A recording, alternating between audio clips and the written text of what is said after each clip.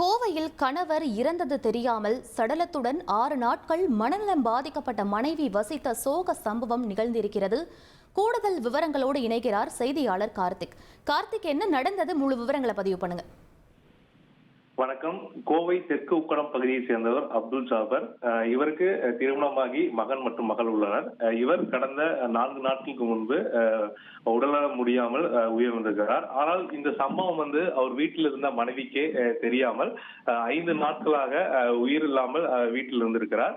அவர் வீட்டிலிருந்து துரதிருஷ்டமான வாசம் வந்தவுடன் அருகில் இருக்கவர்கள் அவருடைய உறவினர்களான மகன்களுக்கு தெரிவிச்சிருக்காங்க. அவர்கள் பார்த்து விட்டு சென்ற போது எலி ஏதாவது இறந்திருக்கும் என்று சென்று விட்டு சென்றிருக்கிறார்கள். ஆனால் தொடர்ந்து அடுத்த நாளும் கடந்த 4ஆம் தேதி அந்த துரதிருஷ்டவாசம் அதிகமா வந்தனால உடனடியாக பார்த்த போது அவர் உறங்கி கொண்டிருக்கார் என்று நினைத்திருக்கிறார்கள். ஆனால் அவர் உயிரிழந்து 4 நாட்களுக்கு மேலாக ஆகிவிட்டது என்று தெரிய வந்திருக்கு.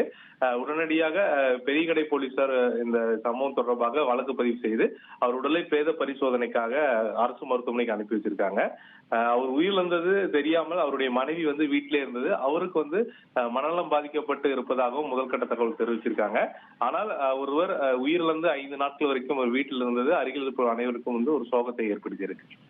விவரங்களுக்கு நன்றி கார்த்திக். உங்கள் தந்தி ஒன் தொலைக்காட்சியில் தெனாலிராமன் தினமும் மாலை 6 மணிக்கு காண தவறாதீர்கள்.